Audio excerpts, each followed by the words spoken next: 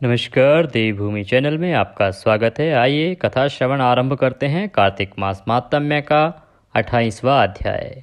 आशा करते हैं हमारे द्वारा सुनाया जा रहा कार्तिक मास माहात्म्य आपको पसंद आ रहा होगा। अगर वह अच्छा लग रहा हो तो कृपया वीडियो को लाइक करना ना भूलें और कमेंट बॉक्स में जय श्री हरि लिखना ना भूलें, क्योंकि आपके द्वारा किया गया एक कमेंट और एक लाइक हमारे लिए बहुत महत्वपूर्ण है। आरंभ करते हैं कार्तिक मास माहात्म्य का 28वां अध्याय। आप शांत चित्त होके बैठ जाएं, भगवान श्री हरि के चरणों में ध्यान लगाएं और कथा श्रवण करना आरंभ करें। पिछले अध्याय में हमने सुना था कि किस प्रकार से जो गंगा जल का महात्म्य है वो कैसा है, और किस प्रकार से जो राक्षस योनि के जो लोग हैं, जो किसी श्राप के कारण राक्षस हो गए थे, उनको गंगा जल के कुछ बूंदों मात्र से ही मुक्ति मिल जाती है। कार्तिक मास महात्म्य के 28वें अध्याय में वर्णन आता है गोपाष्टमी का, और आज यही कथा श्रवण हम इसमें करेंगे। ऋषि कहते हैं कि हे सूत नंदन, पंडित लोग कार्तिक शुक्ल अष्टमी को गोपाष्टमी कहते हैं। इस दिन की विधि कहो। सूत जी कहते हैं, अब आप सब लोग पुराण संबंधी शुभ कथा सुनो। आइए मैं सुनाता हूँ। जिसके सुनने मात्र से हजारों गोदान का फल प्राप्त होता है। कार्तिक शुक्ल अष्टमी को कृष्ण जी गौओं के पालक हुए। पहले बछड़ों के पालक रहे, इसी से गोपाष्टमी नाम हुआ। उस दिन सब कामना के लिए गौ का पूजन करें। ग्रास प्रदक्षिणा गाय के पीछे गमन करना चाहिए। जैसे विष्णु जी की राधा प्रिय हैं, वैसे ही कुंड भी प्रिय है। इससे कार्तिक शुक्ला अष्टमी को राधा कुंड में स्नान करके श्री कृष्ण जी का पूजन करना चाहिए। कृष्ण जी के पूजन से सब पाप दूर होते हैं। गाय के मारने वाला, ब्राह्मण को मारने वाला, मदिरा पीने वाला, व्रत भंग करने वाला, ऐसे लोग गाय के पूजन से सभी पापों से छूट जाते हैं और इससे इतना पुण्य प्राप्त होता है कि इन सब पापों का नाश हो जाता है। गाय के पीछे जितने पांव धरते हैं उतने ही आपके कुल गोलोक को जाते हैं। गोपालों के राजा कृष्ण जी ने गाय के दर्शन का उत्सव जो कहा है, सो हमारे मुख से मैं सुनाता हूँ।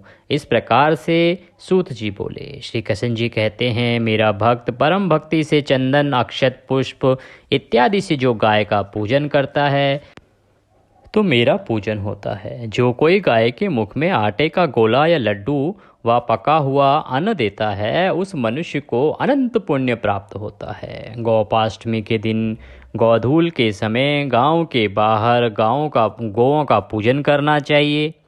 चमेली इत्यादि फूल, अनेक प्रकार के माला, मोदक, पकवान, आटे का गोला स्वर्ण के पात्र में घर करके ग्राम के बाहर जाकर जल भरा पात्र लिए सूर्यास्त होने के पहले गोधूली में गौ को खिलाना चाहिए, पानी पिलाना चाहिए। कुमकुम, चंदन, मनोरम, अक्षत, इनसे वहाँ जाकर गाय का पूजन करना चाहिए। कृष्ण जी कहते हैं, गोपाष्टमी के समान और तिथि हमें प्रिय नहीं है।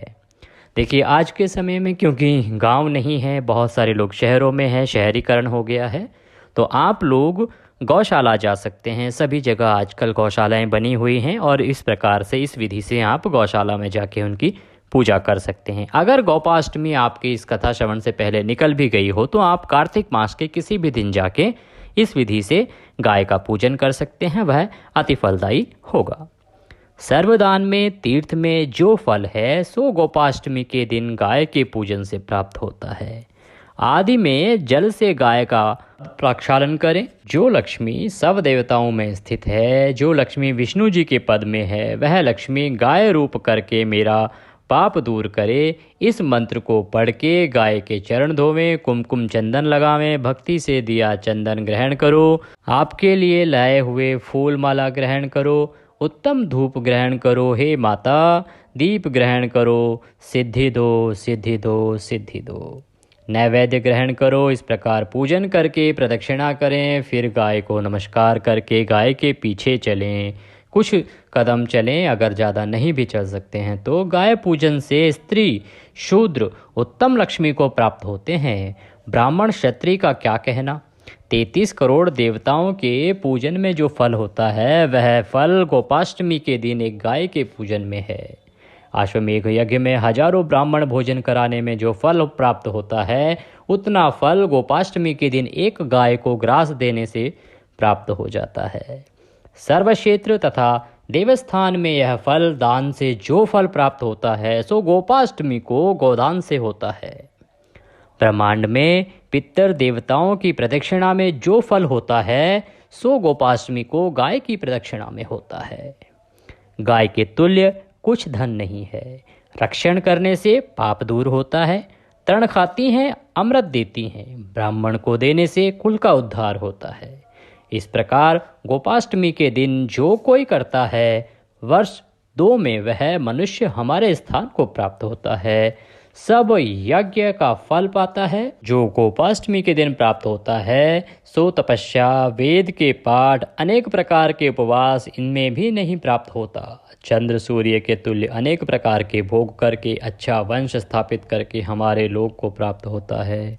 इस प्रकार पूजन करना चाहिए। नहीं करें तो जब तक 14 इंद्र राज्य करते हैं, तब तक नरक में रहते हैं। गोपाष्टमी को जो कोई गाय का पूजन नहीं करता, वह मनुष्य रोगी होता है, अंधा, बहरा, कुबड़ा, कुष्ठी होता है, गंडमाला, लंगड़ा, कान रहित, चिपटा होता है। गोपाष्टमी के दिन गाय का पूजन करने वाला मनुष्य दुर्गति को प्राप्त नहीं होता, विष्णु जी के मंदिर को जाता है। गोपाष्टमी को सायंकाल को श्रवण नक्षत्र में जो जयंती योग होता है, मुक्ति देता है। जयंती योग जो नहीं करता, वह मनुष्य यमपुरी में दुख पाता है। ब्राह्मण के मारने वाला मदिरा पान तथा गोवध स्त्रीवध का पाप मिलता है। जो जयंती व्रत नहीं करता, जानकर जो मनुष्य गोपाष्टमी नहीं करते, वे महावन में सर्प होते हैं। जिसने गोपाष्टमी व्रत नहीं किया, उसने गधा, काग, बाज, मनुष्य इनका मांस खाया। गोपाष्टमी के दिन जो गाय का पूजन नहीं करता, वह मनुष्य 3 लोक का पापी होता है। कार्तिक शुक्ल पक्ष में कृष्ण गोपाष्टमी को ना करने से मनुष्य ब्रह्म राक्षस होता है। गोपाष्टमी ना करने से 101 कुल आगे पीछे नरक में जाते हैं। श्रवण नक्षत्र युक्त गोपाष्टमी के दिन शाम को गाय के पूजन में महाफल है। सदा करने वाला मेरा भक्त स्त्री या पुरुष जैसा होता है, वैसे ही फल पाता है। पुत्र, पौत्र, आरोग्य, भाग्य इन जन्म में प्राप्त होकर अंत में वैकुंठ को प्राप्त होता है। वैकुंठ में अनेक प्रकार के भोग, लक्ष्य वर्ष प्राप्त होकर मृत्युलोक में धर्मयुक्त राजाओं में बड़े राजा के घर में जन्म लेता है। गोपाष्टमी के दिन पूजन करने वाला घोर यमपुरी को छोड़ विष्णु जी के मंदिर को पाता है। जिस देश में गोपाष्टमी के दिन गौ का पूजन होता है, उस देश में दूसरे राजा से भय नहीं होता। मेघ इच्छा पूर्वक पानी देते हैं, इत्यादि उपद्रव नहीं होते। घर में गोपाष्टमी को गाय के पूजन से सब संपदा मिलती है। उपसर्ग विघ्न से भय नहीं होता। गोपाष्टमी को उत्सव जो कोई करते हैं या दूसरे से कराते हैं, उनके घर में लक्ष्मी स्थिर रहती हैं। मृत्यु काल में श्री कृष्ण जी का भी स्मरण होता है। गोपाष्टमी करने वाले के सब काम सिद्ध होते हैं। जब शाम को श्रवण नक्षत्र हो, तब वही अष्टमी ग्रहण करनी चाहिए। जयंती के योग में गाय के पूजन करने से अनेक महापाप दूर होते हैं। बहुत कहने से क्या, गोपाष्टमी को गाय के पूजन से परम धाम को प्राप्त करता है।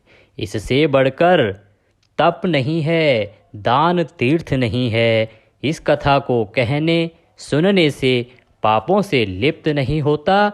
जैसे कमल का पत्ता पानी में नहीं डूबता, वह पुरुष भी अग्निहोम नाम यज्ञ का फल प्राप्त करता है। सूत जी बोले कि जो तुमने पूछा सो सब गोपाष्टमी की कथा हमने कही, और अब क्या पूछते हो। पाप नाश करने वाला उपाय इससे बढ़कर और नहीं है। सब पापों को नाश करने वाला एक दिन हमने बताया है।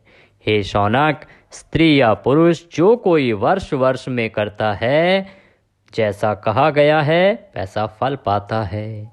पुत्र, पौत्र, आरोग्य, धन, धान्य, तीर्थ, दीर्घ आयु, प्राप्त होती है। वह देश चावल, ईख और जौ अथवा घास इनसे पूर्ण रहता है, अर्थात देश में किसी प्रकार की कमी नहीं होती।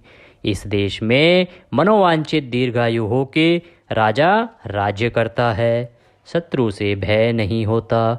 समय में मेघ बरसते हैं और मनुष्य के मनन के आनंद देने वाली गोपाष्टमी को जो लोग पूजन करते हैं वे पुत्र पैदा करके विष्णु के लोक को जाते हैं। इति कार्तिक महात्म्य अष्टविंश अध्याय संपूर्ण। इसी के साथ कार्तिक मास महात्म्य का 28वां अध्याय यहाँ पर समाप्त होता है। आशा करते हैं आपको हमारे द्वारा सुनाया गया कार्तिक मास महात्म्य अच्छा लगा होगा। अगर महात्म्य अच्छा लगा हो तो आप वीडियो को लाइक अवश्य करें और कमेंट बॉक्स में हो सके तो जय श्री हरि लिखें। इससे आपके मन में श्री हरि का नाम आएगा। आज के इस वीडियो में अभी के लिए इतना ही। अगले वीडियो में हम कथा श्रवण करेंगे 29वां अध्याय। तब तक के लिए नमस्कार।